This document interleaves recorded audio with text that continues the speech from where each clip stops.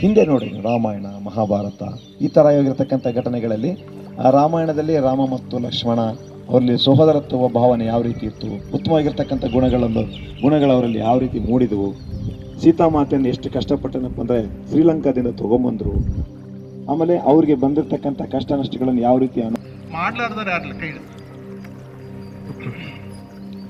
ನಾವೆಲ್ಲರೂ ಈಗಾಗಲೇ ಧ್ಯಾನ ಮಾಡ್ತಾ ಇದ್ದೀವಿ, ಬೇರೆ ಬೇರೆ ರೀತಿಯಿಂದ ಧ್ಯಾನ ಮಾಡ್ತಾ ಇದ್ದೀವಿ.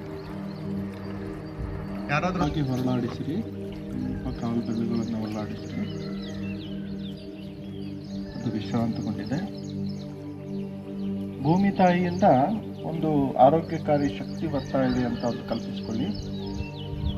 ಭೂಮಿ ತಾಯಿಯಿಂದ ಆರೋಗ್ಯಕಾರಿ ಶಕ್ತಿಯು ನಿಮ್ಮ ಪಾದಗಳ ಮೂಲಕ ಶರೀರವನ್ನು ಪ್ರವೇಶಿಸ್ತಾ ಇದೆ. ಇದು ನಿಮ್ಮ ಪಾದಗಳನ್ನು ಸಂಪೂರ್ಣವಾಗಿ ವಿಶ್ರಾಂತಗೊಳಿಸಿದೆ.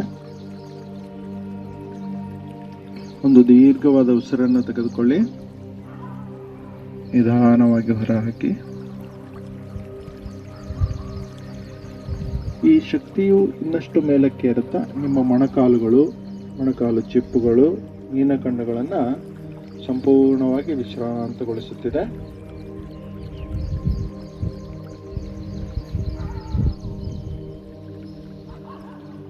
ಶಕ್ತಿಯು ಇನ್ನಷ್ಟು ಮೇಲಕ್ಕೆ ಇರುತ್ತಾ ನಿಮ್ಮ ಎರಡೂ ತೊಡೆಯ ಭಾಗ, ಆಸನ ಭಾಗ ಹಾಗೂ ಸೊಂಟದವರೆಗಿನ ಸಂಪೂರ್ಣ ಪ್ರದೇಶವನ್ನು ವಿಶ್ರಾಂತಗೊಳಿಸಲಿ.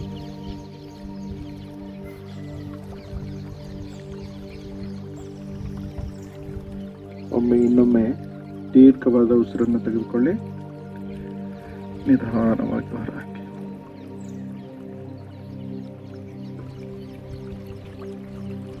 ಈ ಭೂಮಿ ತಾಯಿಯ ಶಕ್ತಿಯನ್ನು ಮತ್ತಷ್ಟು ಮೇಲಕ್ಕೆ ಏರಿಸುತ್ತಾ ನಿಮ್ಮ ಸಂಪೂರ್ಣ ಬೆನ್ನಿನ ಹಿಂಭಾಗ,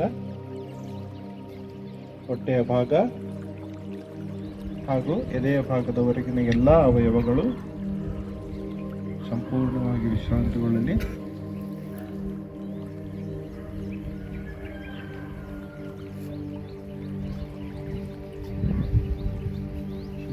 ಹಾಗೆಯೇ ಮೇಲೆ ಇರಿಸುತ್ತಾ ನಿಮ್ಮ ಎರಡು ಭುಜಗಳು ಈ ಶಕ್ತಿಯನ್ನು ಆವರಿಸಲು ಅದು ಕರಗಿ ಹೋಗುತ್ತಿರುವುದಾಗಿ ಅನುಭವಿಸುತ್ತದೆ.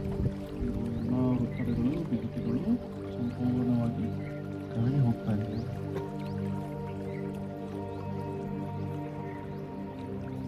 ಈಗ ಈ ಶಕ್ತಿಯನ್ನು ನಿಮ್ಮ ಎರಡೂ ಕೈಗಳ ಕಡೆ ಹರಿಯಲು ಬಿಡಿ. ಎರಡೂ ಕೈಗಳು, ಮೊಣಕೈಗಳು, ಹಸ್ತಗಳು, ಕೈಗಳ ಎಲ್ಲ ಬೆರಳುಗಳು, ಎರಡೂ ಕೈಗಳು ಸಂಪೂರ್ಣವಾಗಿ ವಿಶ್ರಾಂತವಾಗಿದೆ.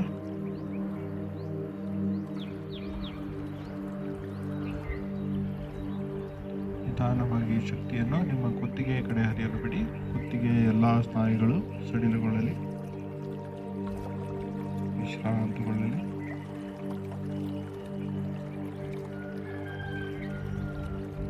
ಮುಖದ ಕಡೆ ಹರಿಯಲು ಬಿಡಿ. ದವಡೆಗಳು, ಬಾಯಿ, ಮೂಗು ಹಾಗೂ ಕಣ್ಣುಗಳು, ಎರಡೂ ಕಿವಿಗಳು, ಹಣೆಯ ಮೇಲ್ಭಾಗ, ಹಣೆಯ ಹಿಂಭಾಗ, ಸಂಪೂರ್ಣ ಮಸ್ತಿಷ್ಕ ಈಗ ವಿಶ್ರಾಂತವಾಗಿದೆ. ಮೇಲಿನಿಂದ ಕೆಳಗಿನವರೆಗೆ, ಅಡಿಯಿಂದ ಮುಡಿಯವರೆಗೆ ನಿಮ್ಮ ಇಡೀ ಶರೀರವು ವಿಶ್ರಾಂತವಾಗಿದೆ. ಈಗ ನಿಮ್ಮ ಗಮನವನ್ನು ಮೃದುವಾಗಿ ಹೃದಯದ ಕಡೆ ತನ್ನಿ. ಹೃದಯದ ಅಂತರಂಗದಲ್ಲಿ ದೈವಿ ಪ್ರಕಾಶದ ಮೂಲವು ಈಗಾಗಲೇ ಇದೆ. ಅದು ನಿಮ್ಮ ಗಮನವನ್ನು ಒಳಮುಖವಾಗಿ ಸೆಳೆಯುತ್ತಿದೆ ಎನ್ನುವ ವಿಚಾರದೊಂದಿಗೆ ಅಲ್ಲಿಯೇ ತಲ್ಲೀನರಾಗಿರಿ. ನಿಶ್ಚಲವಾಗಿರಿ, ಮೌನವಾಗಿರಿ. ನಿಮ್ಮೊಳಗೆ ನೀವು ತಲ್ಲೀನವಾಗಿ